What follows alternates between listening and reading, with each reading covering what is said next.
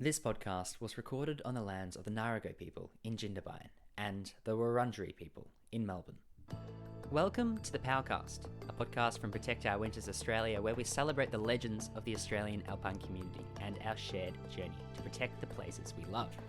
I'm James Worsfold, and I'm joined here today by fellow POW volunteer Georgia McDonald. Now, Georgia, tell me, why did you get involved with POW?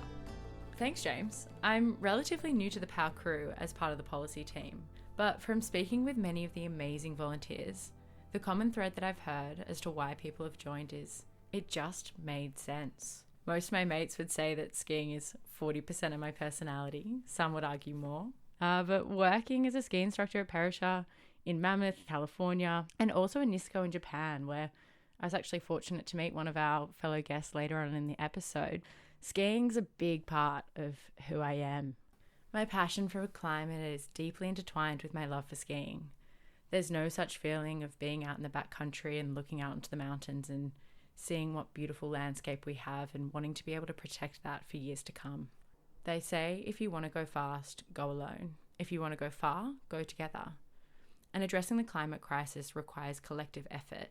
And what better people to go together with than those who are passionate about the alpine and winter community. There are a lot of really amazing people out there who have put some spotlight onto what's happening in the industry and how climate is impacting it. And we'll get into that during this episode. Yeah, the snow sports community is full of people who are passionate about the place where they work and live and play, and the guests in this podcast are no exception.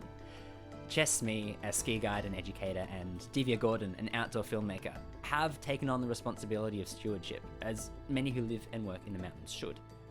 Last season, Divya and Chess, along with their mate Leah Foster, set out to make a film celebrating women in the Australian backcountry.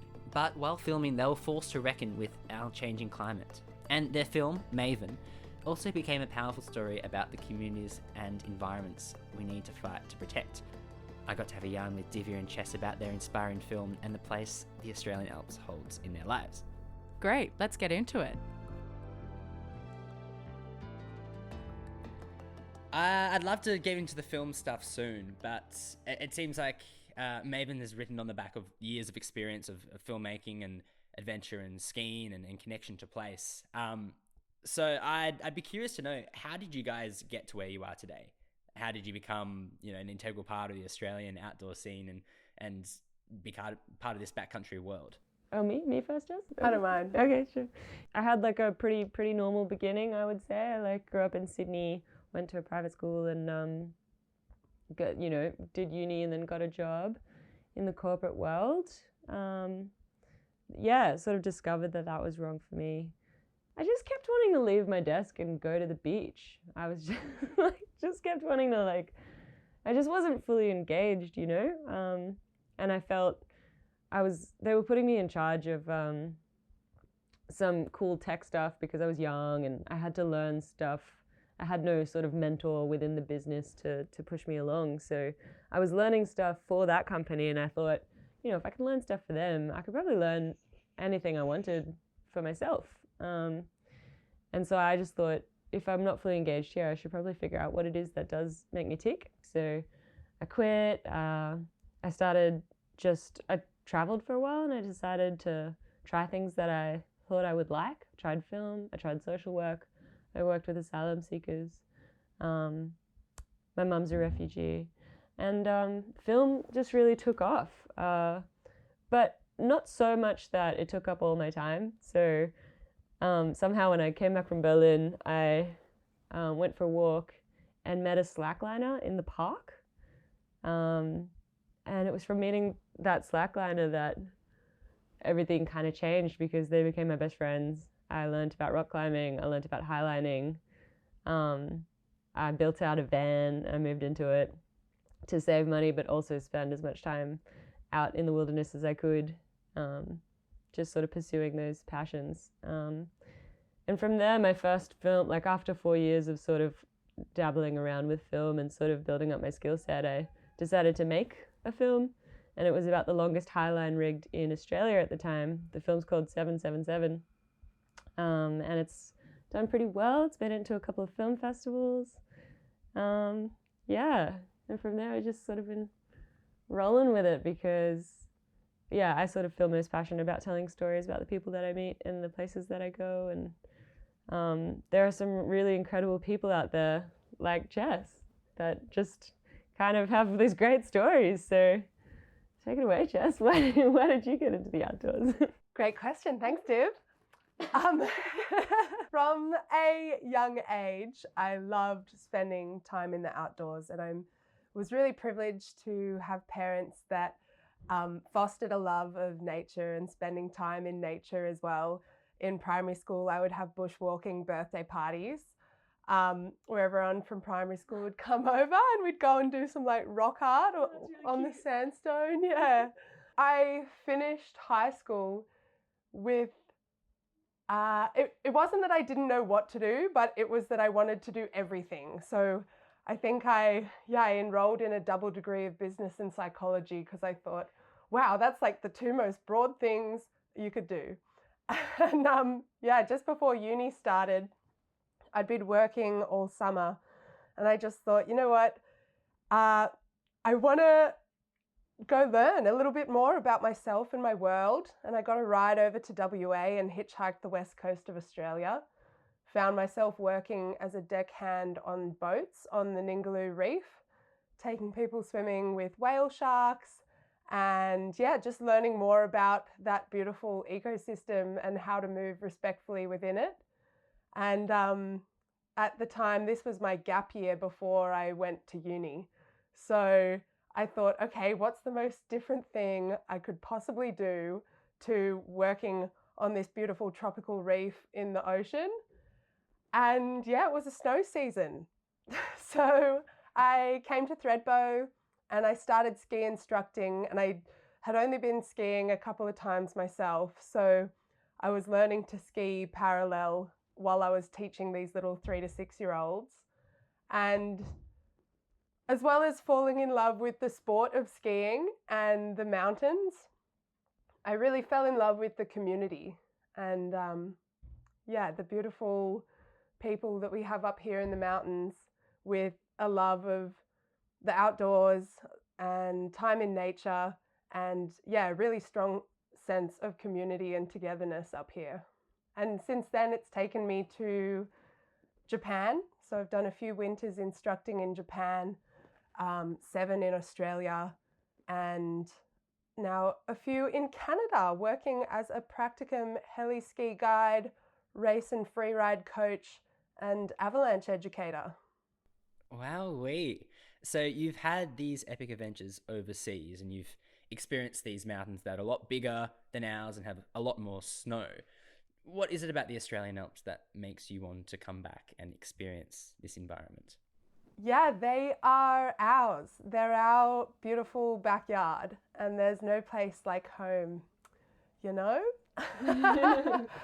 So it is amazing learning to go overseas and have these incredible experiences. But I think it comes back to that beautiful sense of community. And the Australian mountains, they're ancient, they're weathered, they've been through so much. And our granite here, it's over 350 million years old. And it's beautiful and it's ours. Yeah. For me, it's the gum trees. And when I go abroad, I miss our trees. There's something about our trees. And the snow gums here are something to behold. If you get them just right, and I don't know if you've experienced this, James, but the frost sort of freezes on them and they become wind chimes. And it's a super rare sound. I've been out on the backcountry just with my H4 Zoom, just trying to get that sound. I still haven't. It's elusive, but if you can hear it, it's pretty magical. And we've got snow, so it's definitely it's worth checking out. And I've had so many great times out there. Yeah, here in Jindabyne, we're only 2 hours from the coast, so there's been a couple of days where I've surfed and skied in the same day. Like, there's not many countries you can do that in. Yeah, it's crazy that, if you were to tell someone what the Australian snow landscape would look like, gum trees with snow on them, like you'd think that's something that you just made up, but yet it's real. And we had this huge, vast, dry continent, and yet we have snow. And it's amazing that we do. My partner likes to say that if you look, he runs K7, he's backcountry guide, and has done more of these mountains than anyone I know. But he talks about the Kosciuszko National Park as being this giant snowy croissant from above, and all the resorts are kind of like in this bottom quadrant. But there's heaps of wilderness. There's this like whole different map that you don't even look at if you just ski resort, called the Jagungal Wilderness, which is really cool to check out. Beautiful huts, like really old, antiquated huts that aren't fancy and nice like in New Zealand. And I have a real soft spot for the huts here because they're just kind of fun. It feels like the wild, wild west, you know? A few people out there. I feel like I could go on for days. Stop me, Chess. How did you guys break out of that resort skiing and start to explore the backcountry? In Japan, in the mountains of Hokkaido, I was working as a ski instructor in Niseko, and just looking at the surrounding hills, it was amazing to think, wow, you can hike up these and ski down them. And in Niseko, there's this awesome gates system where if you have a transceiver, probe, shovel, and a helmet, you can leave the resort boundary. Ideally, you have the appropriate training to do so and make good decisions. That was a beautiful opportunity to step out with mentors and with friends who I could learn from. Same thing here, you know, like we have so much fun within the resorts, but you get glimpses of what lies beyond. And so with some friends and some more training, I studied my Cert 4 in outdoor recreation and specialized in alpine guiding. And just spent more and more time beyond the boundaries of the resort. And it's been totally awesome to ski untouched lines, untouched snow, and to be out there with friends and just having the time of our lives. It's awesome. You do sort of have those moments where you're like looking at it, hey, when you're going up the resort and you're just looking out there and you're like, what's over there? I want to touch it. How do I go there? I had a similar journey. During COVID, I got locked out of Sydney, and then the resorts were closing down. I had some friends going out the back who had met in other like wilderness communities, and got my shot, took it, and haven't gone back. Yeah. So now that you've gotten to a point where the Australian Alps have become such a big part of your lives that you wanted to make a film about them. So how did this idea come about, and how do you make it a reality? So I've made a few films now, and I'm starting to feel like it's good to challenge and push and try different things. I'd started making a film about highlining in the snow, which unfortunately we're still in talks with parks about whether that's an appropriate thing to make a film about, because they're unsure about the activity. There's quite a bit of regulation to go through to make sure that everything's safe. So I decided to pivot, and there's actually never been a film made about women in the backcountry in our area, and I just thought there's such an incredible community out here doing things. I met Francesca and a bunch of the other girls as part of my filmmaking journey as well. Like you start to question the narratives that you are telling and the stories that you're putting forward. And I feel like a lot of my films have been about records being broken and like incredible people doing incredible things, but there's a lot of like white males in that. So I guess it was just a look at, where my focus was, and hey, maybe not the most important story is that record being broken. Maybe like it's, the incredible people who do these things that aren't breaking records, but are just as an important story to tell. And that's when Maven was born. Yeah, I think when Divya approached me about making a film in the Australian backcountry, I got really giddy. I got so excited to showcase the steeps we have, and powder slashes, cliff drops. I'm like visualizing all this amazing skiing that we've done abroad.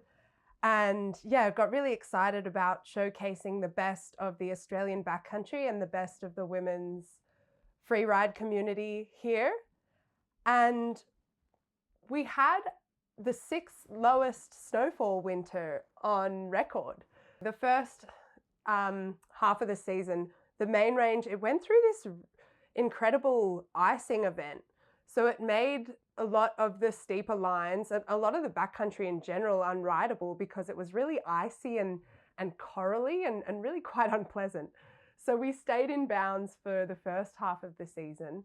And by the time it was safe to step out into the backcountry, spring had come early and we were running out of time and we were running out of snow to make this film. So it became the season of novelty adventures.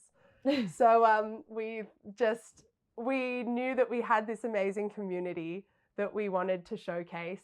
And so we revised our goals and kind of, came up with a few awesome things. One, I skied Australia's 11 highest peaks in a day. So that's about over 40 kilometers. And 11 transitions, up, down, all day. We also skied to Opera House Hut, the most inaccessible hut in Kosciuszko National Park. And these are the 2 missions that the film is about, and you'd have to watch the film to see more. As well as a snow camping adventure with over 16 women camping in the backcountry, which has got to be a first in Australia. As a film, Maven has a very strong ecological focus. Why was it important to you to make a film not just about skiing, but also about the mountain environment? I feel like that was forced on us, to be honest. We wanted to make this awesome POW, look at us shred film. And we were just dealt this season that just didn't put up for us. So it was the natural move to then sort of question why is this happening and go have a look. The film was a great excuse to talk to ecologists and learn more about this place that we love. Chess is out there guiding every day and has an incredible wealth of knowledge, and just the ability to go out with people who study that area and know so much more. They're an incredible breed. Like, there's such a font of knowledge, and it's so exciting for them being out in like the space that they care about so deeply that they study it. It was an amazing opportunity to explore our curiosity. Both Divya, Leah, and myself, we all have this desire to learn more about the mountains and seeing the fluctuations between seasons, just wanting to explore, what is happening here? What can we do to protect them? Actually, the roots of the word maven meaning one who understands. So it's our journey to becoming maven, or our attempt to become maven, through learning from people who are experts in their field. So we do chat with environmental scientists and environmental advocates and communicators. Learning about the environment is something that means so much to me as a mountain guide and working in outdoor education with high school students, to gain information from these wonderful researchers so that we can share that with my clients, my students, and now our audience through this film.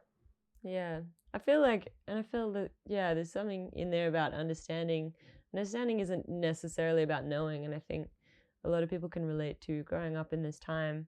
We get a lot of information fed to us. It's quite difficult to come to terms with, and I think part of this journey is about coming to terms with what we know, and finding a way to love it and appreciate the environment, and try our best when it's pretty hard out there. There's a lot. So I hope Maven is a relatable film, and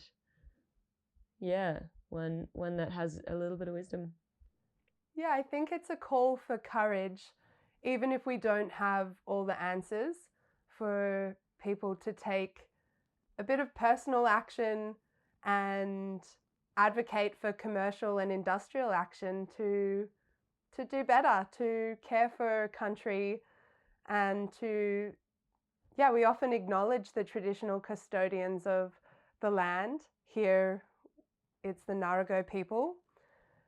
And perhaps it's an opportunity for us to step into that role of custodianship to explore what we can do as individuals to better connect and care for our beautiful land that surrounds us. So over the course of this journey, what are some things that you learned that really stuck with you? The historical decrease in snowpack for a lot of us here in Jindabyne, a large part of our livelihoods are within the snow industry. So a decreasing and shortening winter, it's something that we have got to work with. And being mountain people, we get to observe it, year by year. We get to see it more intimately. I haven't been here that long, but I'm now in a community that's been here for forever. My partner grew up here.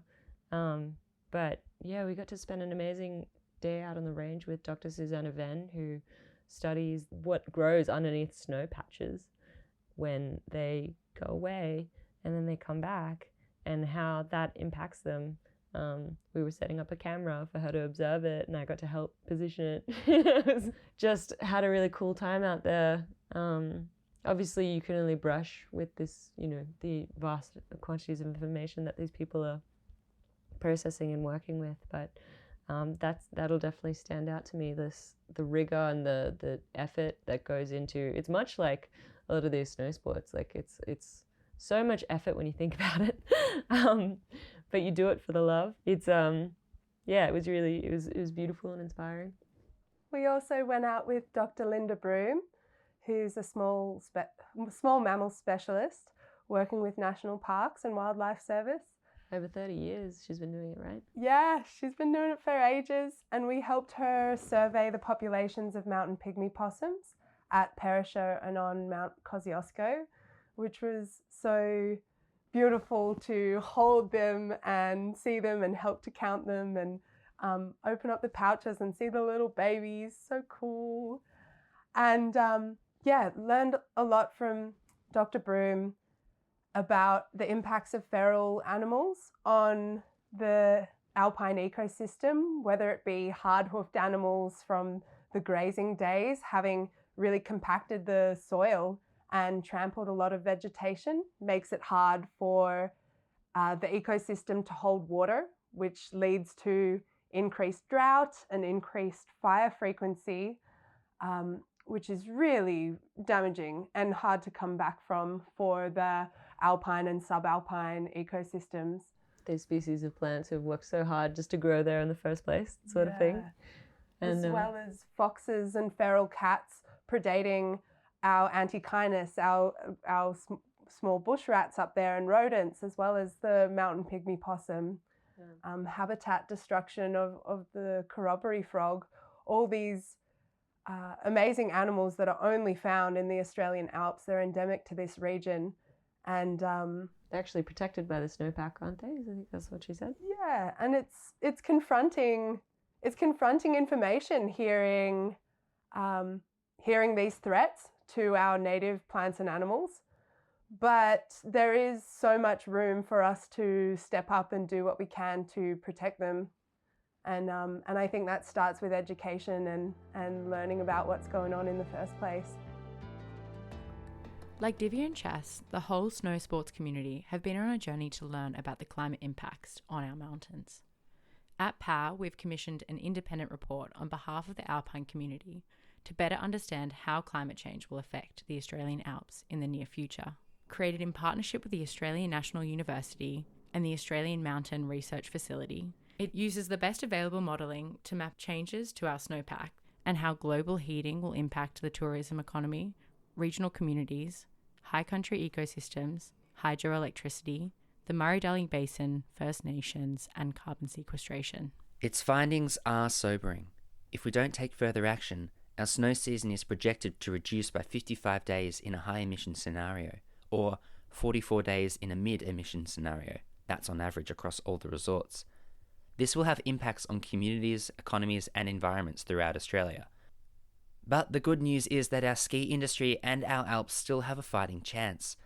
A low emission scenario would ensure that our ski industry, regions, and mountain environments will have a viable future.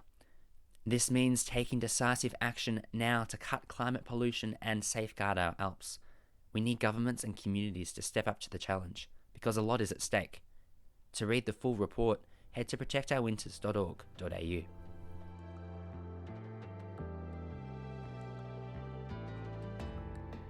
Yeah, the Australian high country ecosystems are host to a fantastic array of plants and animals. To what extent do you think members of the snow sports community are engaged in environmental and climate issues? I would say very. From my small, group, like people that I know in this area, I feel like people who live here love the place and therefore, are always open to listening to how to protect it. The POW meetings here are getting stronger and stronger, and hoping to tee something up to make something for POW this year. What about you, Jess? Yeah, I would also say very. Occasionally at Thredbo we get a wombat wander across the slope, which is like everyone's like, "Oh my gosh, did you see the wombat on the village trail? That was so sick!" And we all get so stoked on the animals and the beautiful rivers and waterways and the beautiful mountain landscape. I think there is a fine balance, especially with resort skiing, of we're building infrastructure, we're taking down trees, we're using power to facilitate this sport, and people are aware of that, and I'm aware of that every time I buy a lift pass. There's definitely a community desire to do better, for sure. So we touched on before the importance of education in this space, and as people who live and work in the snow, you're kind of the interface between the environment and visitors. What is the responsibility of people working in this space, and what more can we all do to make people more aware of the threats faced by our snow and our alpine ecosystem? Yeah, so engaging with local educators is awesome. We have an amazing collective of guides up here. I'm working for K7 Adventures, but there's a few other guiding organisations in town as well who are out there every day learning more. Have someone to ask questions and maybe to show you around out there. And then folks in town, like, to engage in conversations, things like the powwows where we can chat about environmental issues and learn from one another. Over Thursday fortnight in Jindabyne. You know what? Follow POW Australia and they can update you officially. But from abroad, like film, media, social media, it's amazing the resources that we have online to learn more. Yeah. I think there's lots to be done, and there are people out there doing it. Like when I was searching for a job to, what I was interested in doing, I got to visit lots of interesting like spaces where people are in part of activist groups, and there's all different ways of organizing things. So yeah, if you're curious, the stuff's out there. You just got to go look for it. Like the Bob Brown Foundation in Takana, and POW doing stuff here. There's always someone doing something, and it's just about connecting with that organization and not trying to reinvent the wheel, but just trying to turn up with your knowledge and experience to contribute and drive things forwards if you have that eagerness and the keenness to. Do you think there might be a bit of a gap between climate knowledge or desire for climate action between the people living on country, working on snow, and the visitors? Because skiing is sometimes seen as this, hedonistic party activity. You come, you have your fun, and then you leave. I think this world is full of people. I'm getting so like...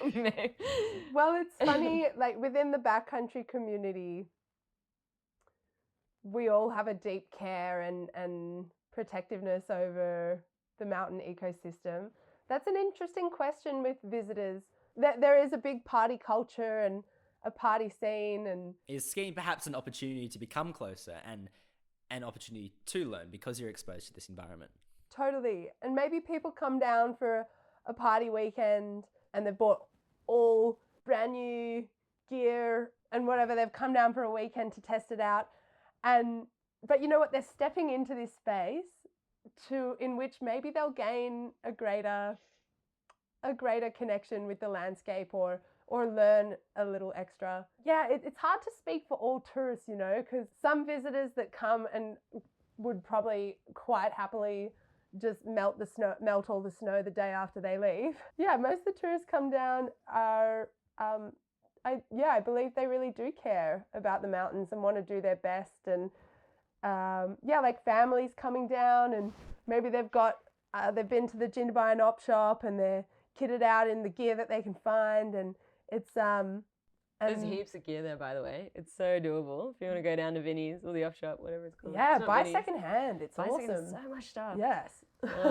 Yeah, I personally skied in secondhand gear for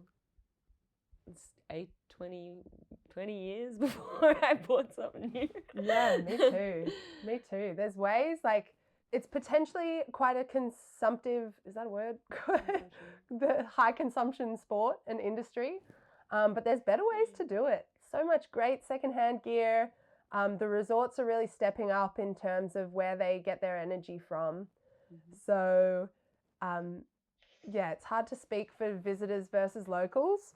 But I think there's opportunities for us all to learn more, connect more, and improve our interactions with the mountains. And how are you guys feeling personally about what climate change is doing to the Australian snow season? Because this is a place that you love and have a big connection to. Are you feeling optimistic? Are you feeling pessimistic? What are the vibes? It's a little bit worrying. I feel like I've been on so many ups and downs. At the moment, I don't feel like there's any reason to be optimistic or pessimistic. I think there's just more room for learning about it, and I'm really keen to get down to my Thursday powwow and have a bit of a powwow about what can be done next and put my skills forward as a filmmaker, because that's the best that I can do. Yeah, but it really will impact a lot of people and change a lot about the spaces that we'll love. So I feel curiosity for the patterns that we're seeing and the forecasts that have been published. It's really interesting to look back on past data, and there's lessons that we can learn from that and patterns that we can recognize. My reputation around the globe is optimistic. that I'm always, what did my students say last week? That I'm a glass half full kind of gal. But yeah, so I'm optimistic. I always will be, you know. We love these spaces. We want to protect them. I'm going to keep exploring my curiosity and see what I can do better. And we'll see what the beautiful universe has in store for us. In the meantime, let's do the best we can to protect these beautiful places. Yeah, I think that's a very important point. There is a lot of uncertainty, and maybe there's a chance that we won't be able to protect the places that we love. We won't be able to save it, but we can try, and trying can work. So we may as well give it a go. For sure. Yeah, absolutely. Stay engaged, stay interested. I don't want to get 10 years down the line and be like, oh, I could have done that, or that was my opportunity to step up and I didn't do it. The decisions we have control over are here and now. And regardless of what happens in the future, if we can do our absolute best with the now, and that's going to look different for different people. I think by now, with advocacy for climate And we all know that these steps that we can take within our circles where we can do better. And if we can just let our personal decisions ripple out into community action and awareness, that's amazing. Community action and awareness ripples out even further so that we can get into commercial, state, federal action for, protection of these beautiful wild places. Now, Georgia, what's all this talk about a Jindabyne local power group? Great question, James. The Power Jindy Local Alliance is a collective of people who love our outdoor environment and are working together to protect it.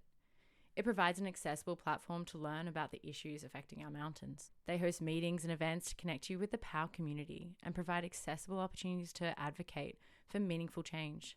If you're in the Jindy area and want to join like-minded mountain lovers, get in touch at protectourwinters.org.au. So that's for the Jindabyne community. But if you would like to get a POW local alliance off the ground in your region, we'd be keen to hear from you as well.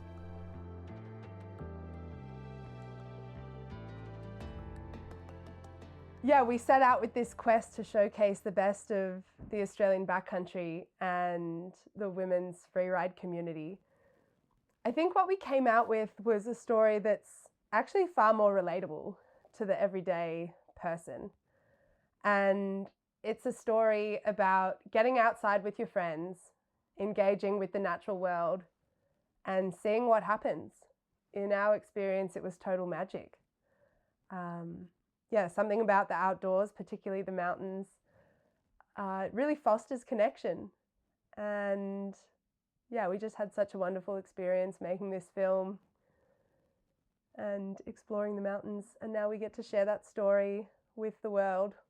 And not everyone in life is going to do a backflip off Carruthers Peak, or drop a 3-meter cliff into POW and get like the best POW of their life. But everyone can take a step into nature every day, and maybe it's waking up half an hour earlier so you can go for a walk on the beach with your mum before school, or maybe it's cycling to work, or maybe it's with your hour lunch break, just going down to the park and sitting on a park bench, sitting on the grass, put your fingers in the grass. Pat a dog. Pat a dog. Wink at a goose.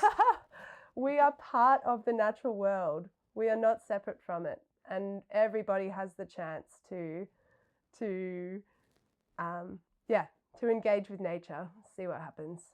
So when you first entered this world of skiing and world of adventure, did you see yourself represented in the media and filmmaking? And could you have seen yourself up there in front of the camera? Yeah, I love, I've always found myself an educator. Like when I was a teenager, I was coaching the local under-8 soccer team. And then when I was in year 11 and 12, I was a singing and drama teacher for little kids. And then skiing, I started ski instructing. Yoga, I became a yoga teacher. So I always have loved the idea of sharing knowledge with others and sharing experience. Growing up, I really didn't see many women on the screen in adventure sports entertainment, especially in the snow industry. Yeah, and there is this feeling sometimes that it can be hard to be what you can't see. And it's just, it's really, really awesome. I know how much it means to me to see a female mentor, whether it be a trainer or an assessor or in media as well. When I see someone that I look up to up there doing it, living their dream, I'm like, oh yeah, that's awesome. So it's been a journey, but it's cool to kind of step into that mentorship role for the people who I run courses for here in the Snowies. I feel like that's working with small groups at a time, whether it be instructing or backcountry guiding. But what we can do with film and media is reach thousands of people and tell our story in the Australian Alps to people all around Australia, New Zealand, and the world. That really hits a vein for me as well with the whole Because I think as a novice filmmaker, you just pick something that's really awesome, right? And then you make a film about it. But as I'm maturing as a filmmaker, it's like I need to think about, like I'm just like interested in telling stories that I haven't seen before necessarily, and seeing where that takes me. And it was really, really nervy, actually. It was really tough, but we're getting so much amazing feedback from school students, and Jess works with schools, so she's showing schools Maven these days, and some really heartwarming stuff, and really just feel like I'll probably be doing a bit more of this in the future. Stuff that matters, Do you feel like representation has changed a bit since you guys have been working in this space? Because maybe if you opened up a ski and adventure magazine from a few decades ago, it'd be very white, very blokey. Has that space changed? I see it changing. For sure. Yeah. And even talking to our parents, I'll speak from my experience in local magazines, advertising, websites, social media. There'll often be the action shot of the guy doing the pow shot, and then on the next page of the magazine, there's the lady in the fur vest drinking the Aperol spritz, like, oh, come ski. And it's cute, like that's super fun, but where's the media of the women doing this activity that we love, And it is 100% changing. It's got some way to go, but I'm just super proud to be in the generation where we are seeing more and more of an appropriate representation. And I think even with pitching this film, like the opportunities that we were able to unlock with this concept, I was blown away at the support that was thrown at Maven. So just really grateful to be in this time, to be where we are, the ability to tell stories a different way. And just really excited for the future. There's definitely more magazines changing. Vertical Life's had a big shift. That's Climbing magazine, and I'm definitely reading content that wasn't available when I was younger, and enjoying it. Yeah, accessibility to nature seems to be such a big part of both of your lives. Do you think for some people there's that perception that getting out there is hard or isn't accessible, is something that, just isn't meant for them? Yeah, I think before you know about it, before you find your people or maybe see a thing, like it is a bit scary. It's a bit out there. I'm a city girl. I grew up in the city, and I think it's amazing that I live in a town with less than 4,000 people now, and and up on a big hill with nothing around me. But best move I ever made in my life, And I remember, first driving out of the city being like, oh my God, there's nothing out here, nothing. And then you slowly learn about all the incredible things bit by bit. Yeah, it's changed my life dramatically. So highly recommend getting outdoors. Yeah, and it's all relative. Like a big accomplishment for me last year was skiing Australia's 11 highest peaks in a day. A lot of people have asked me, why'd you do that? What'd you do that for? And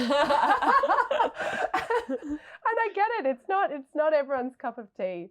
For me, it was a personal goal to step outside of my comfort zone and learn a bit more about myself and my world.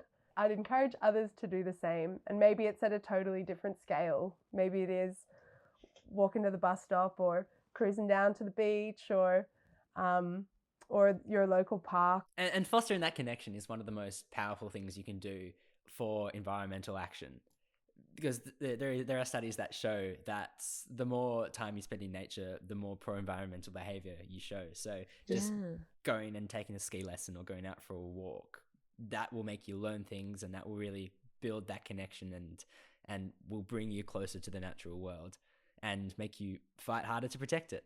It makes sense. Honestly. Absolutely. Yeah, that's my favorite thing about working in outdoor education with high school students, because I believe the future of our planet relies on people having positive experiences in nature, because if we don't appreciate it and connect with it, then some people might not find the reason to protect it. I definitely think it's true for me. You know, the more time I spend outdoors, the more, like, you know, when I find those little squares of toilet paper out in the bush and someone hasn't, like, taken their stuff with them, I just get so furious these days. I never knew that would be me. The one angry about the toilet paper. But, you know, people misusing it or breaking, you know, a special plant that they hadn't realized was important to that area and struggling to survive. Like, I think it's the deeper down the rabbit hole you go. What's next in store for Chess and Divya? Oh, there's an incredible film where we sailed to trad climb in the middle of somewhere remote that will be coming out, that explores what it is to climb without knowing what's been climbed there before, and how important it is to, when you go and appreciate somewhere wild, to leave it wild. So we won't be documenting the climbs that we did, even though people get really excited about first ascents, and that specific choice is what that film will explore. There's also something coming on for Bridie Rawson with Tough Tits Co., who is all about sort of showcasing the incredible things that women are doing and sort of riding a bit of that skew-if in the media where women are maybe not being showcased as much or overlooked or need a bit of inspiration. And we're going to go around to the resorts, 5 women, 5 resorts, and talk about what gives them tough tits. Yeah, and in Jindabyne this season, I'm excited to be working with K7 Adventures, delivering a range of backcountry progression sessions to upskill and empower people to engage with the mountains, as well as continuing coaching and outdoor education around Australia. And yeah, a few opportunities for the Northern Hemisphere winter, both in Canada and Europe. Both upskilling myself and seeing new places and learning more and being able to share that with people abroad, and then bring it back home next year. Wait, there's one more. Wait, can I tell you about one more film? There's this incredible athlete called Gabriel Camilleri who recently beat the world record unicycling on a highline. And so we've created a film. It's called Steady. It's going to come out, and it talks about, you know, the resilience that Gabe had to do what he did. I'm really excited about it. And so keep your eyes peeled for that one. Oh yeah, that's a great segue, Divya, because people may want to follow the journey, and we have social media to do so. So we've got Maven Film, at Maven Film, and Instagram, at K7 Adventures, and if you go and check them out, you'll be able to follow along for some updates on the film tour and beyond. Yeah, we'll be at all the screenings, and we'd love to see you there. Always, we're around for a chat after all of them, and we'll be going skiing the next day, so let us know if you're about. We'd love to meet you. Amazing. And your work exposing people to the mountains, the environment, and this beautiful place, and bring them closer to it is very important. So keep up the great work. Well, thanks, James. Thanks, James. I really liked how Div mentioned that it's out there and people are out there and you just have to look. I mean, Chess, a friend, but honestly such an inspiration. One of the reasons why I got into the backcountry in the first place. You've just got to have the right people to talk to, and even for myself, getting involved with POW as a volunteer, just trying to find something that is going to help me be able to connect with the winter community and have an impact on climate. And people who live and work in our mountains are passionate about them, like Chess and Div, and feel a responsibility to educate people on the issues affecting them. No wonder their community of snow lovers feels strongly about advocating for climate action so they can continue to enjoy this place they love in the future. Individuals and businesses across our alpine communities are calling for stronger action to cut climate pollution, but we need the industry as a whole to step up. The ski sector is facing an existential threat, and it won't go away if we just ignore it. Our industry, our ski resorts, have a responsibility to use their loud corporate voices for good. They must show leadership on behalf of all of us and act while we still can.